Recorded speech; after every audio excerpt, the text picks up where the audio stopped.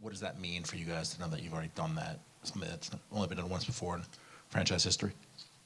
It's pretty cool. I didn't know that. So thanks for letting us know that, Doug. And I think we won 5 in a row for the first time this year too. So that was nice. I actually didn't bring that up. Didn't want to jinx us because last time we were here we lost. But yeah, no, that's good. Like I said, we had big goals coming in, and it's. I think we continued to grow and and build in our chemistry. So that's what excites me. Obviously, winning is a part of it, isn't it? But yeah, we're playing well at the moment. My follow-up is Sab. You said yesterday how Mikhail was the top fan for you guys, but now obviously Jason Sudeikis has been here 2 games in a row that you've won big. Is he going to challenge for that top spot? Yeah. I hope he keeps coming to the games. We were super excited to see him and his family. We're all super fans, so we're super happy that we were able to go up and take a picture with him and his family. But hopefully we can continue to get him out to games. I wanted to go over too. Oh, you were too slow. Missed your opportunity. Yeah, I look like a fangirl, but yeah. So were we. I didn't care. Next game. Bring him back.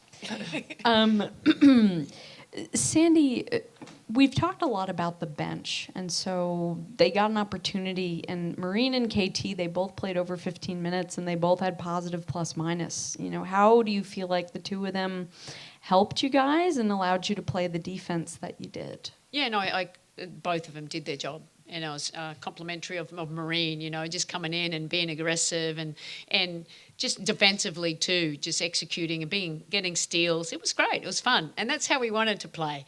And KT, we know what she's going to bring every single night. So, and that's important for us. You know, we got a big schedule, but it's big picture too, because we know our bench is important for us. And it's great to have Steph back as well, and we'll continue to build up her minutes as well.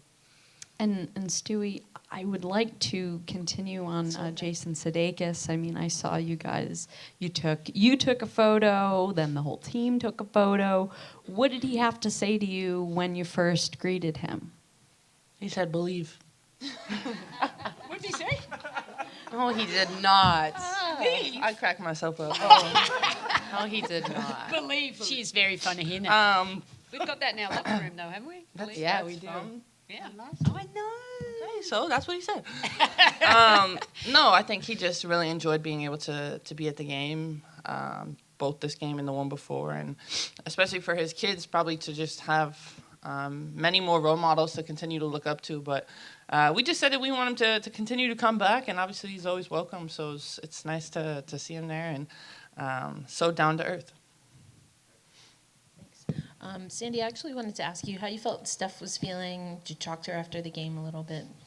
Yeah, I didn't talk to her too much after the game, but I think she was really nervous today. Even when I said you were going in, just go out and, do what you do. And, I thought she, I don't look at the plus minus. I look about how she's going to help us as we move forward. And we know conditioning would be the biggest thing for her. But look, I look forward to getting, obviously more on Sunday and keep building her up. But the most important thing, she feels good. And then it's just the conditioning, which is going to come. Sandy, I know you just said that you don't look at the plus minus, but Jonquel Jones was a plus 29 tonight. I do look at that. In just 29 minutes. It seemed like every time the Sky were making a run, you were able to bring JJ back in, and she kind of stopped it. Defensively, especially as a deterrent at the rim, just kind of some of her help. What did you see from JJ tonight as she kind of continues this streak? Yeah, just really happy for JJ, really, to be quite honest. She's just, just playing so well at both ends of the floor for us. And that's why we are where we are at the moment. I think her and Stewie has this great combination. They anticipate, they read off each other well. We're establishing her down low on offense, and, she's going to work. So I like the aggressiveness and the intent for her to just rebound and be a power defensively with changing shots and blocking shots, but then offensively creating space for us down on the block. Thank you. And Breanna, I wanted to ask you about Sabrina because she hit 5 more threes tonight. It is up to 99 now on the season, which is already good for 4th all-time in a WNBA season. And she's doing it on nearly 45% shooting after tonight, too. So just how dynamic does this shooting that you're getting consistently every night from Sab make the offense? Yeah, I mean, I think not surprising, but just she continues to shoot with confidence and the ability to, make them from all over the place. Some are deep, some are, closer to the actual three-point line. But just really reading the other team and making the right play. Hey, Coach, congrats on the win.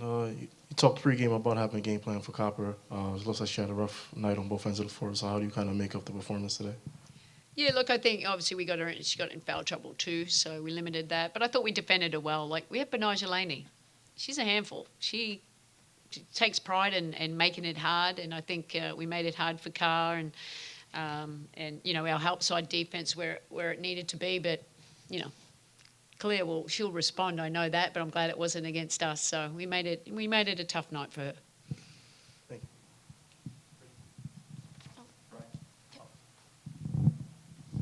Hi, everybody. Sandy, on the night, you guys were able to force Chicago into 17 turnovers and got 27 points off those turnovers. Just when your team is able to get out on the break like that, just how easy do you think it makes offense to go from there?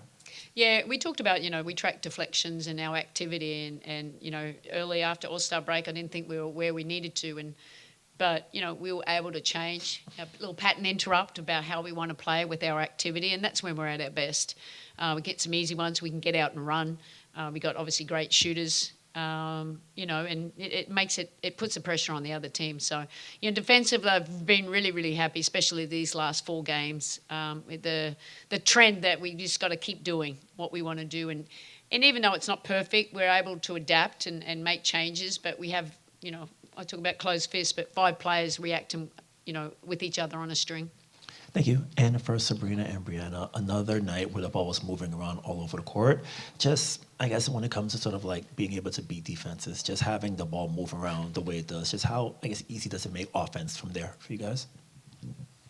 Makes it really easy just because we continue to, make it fluid and not stop the ball and continue to just keep it moving, and eventually it finds the open person, and we're able to just continue to make plays. And that's why we play. We play to play with our teammates, and it's a lot of fun on the court, especially when we're playing at home and getting behind the crowd. Hello, all. Congrats on the win. Sabrina, my first question is for you. You've been one, and to your words, you like to take things personally out there. And this team has recovered real well from, in rematches, coming off of losses and whatnot. And today, you avenged the loss on June 4th when they came back. So what is it about this team that's, in your words, able to take things personally, and how does it benefit and grow that chemistry throughout the rest of the unit? Well, we knew, obviously, we lost one against them and at home, which was big. But for us, obviously, we're just such a different team from that time we played them then, and didn't try to focus too much on that last game just because of how far we've grown, and we've been able to see that through these last couple months. But I think in the back of our minds, we knew that we lost one and played this like a series, and we got to come in every single game with the intention of being our best. And no matter what their record is or how well or not a team's been playing, it's really the New York Liberty versus the New York Liberty every time we step foot on the floor, and we want to be our best, especially at home with the fans just completely engaged in helping us as we're leading into the playoffs now. Absolutely, thank you. And Breanna, second one for you. In the second half, only 33 points allowed, under 20 in each period. What was the biggest adjustment from the first to second half in terms of the defensive standpoint? I think just continuing to lock in. Obviously we're playing against a really good team, and there were some things in the first half that we could have done better, but making sure that, especially the third quarter, and really going into the fourth, that we made a statement and continued to kind of pick it up a notch. That we want to make things hard offensively for the other team, and continue to push the ball and find open people. Breanna, how important do you think it is to chase home court advantage throughout the playoffs at this point, and kind of chase down Vegas and get that top seed?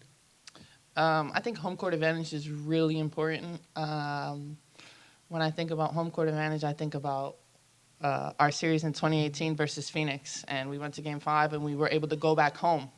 Sorry, but that's what it is. It's like, you're comfortable playing in front of your home crowd and realizing that, little things like that matter. Experience matters, comfort matters, and we want people to come into Barclays and have a tough night, and that's really making sure that we're confident in where we play and appreciate the people coming out. And do you think that this, no matter how far you go in the playoffs, how important is to have that advantage, do you think? Yeah, I think home court advantage is just really important because this every single round is a series, and that means if you're the top seed, you always have one more home game, and that's really it. I don't think we're thinking about that, but I'm sure Sandy and the staff are more aware of it than us. First one for Stewie. Could you just speak a little bit about how kind of your high-low connection with JJ has evolved over the course of the season, and how unique it is that it goes both ways, whether you're sealing or she's sealing? Yeah, I think that, as the ball is going through the middle, it's usually going through JJ or I, and continuing to make sure that we take a look. We look at one another and know that most times we're able to get position. The posts switch a lot, so that means JJ then has a 4 behind her, and she's able to seal and finish. Thanks. And for Sabrina, a lot of pick and roll usage for you recently, especially the last 2 games, and you've really broken contain on that big defender, hedging up, keeping your dribble alive and getting by that defender. Has that been a point of focus for you, or just something that's been happening naturally? No, just I think understanding the way defenses are playing me, and obviously with my shooting ability, I know that bigs are going to have to be at the point of the screen, and so using a shot fake or an eye fake to my advantage, and then being able to get downhill once I get into the paint. It's really drive and kick, drive and finish, and continuing to just play off one another. So whether it's Sloot or I in the pick and roll, we're playing really well off one another and in transition, and I think that's definitely a strength of this team, is just having pass first ball handlers out there that are able to get everyone involved. Hi, Sabrina. Just one for me. Mabry's a player who plays a lot of nasty. She got off to that really quick start, and you guys were able to limit her after that hot start. What were the changes dealing with Mabry, and what's it kind of like going up against a player with that much fire and tenacity? Yeah, just playing great team defense. I think we're not ever going to stop a player just one-on-one. I think it's what's behind the ball, and we were able to get a lot of deflections. Anytime she drove, we had 2 on the ball, and we're making her have to make tough decisions. And every time we play really good defense and are on a string, it's a tough night for a lot of their best players just because of how long we are and how in sync we are defensively. And so it showed in that second half. Obviously, I think at the beginning we had some lapses, but we're really growing in the defensive category because we understand we're going to be able to score, but if we can stop people as well, we're going to be a really tough team to beat.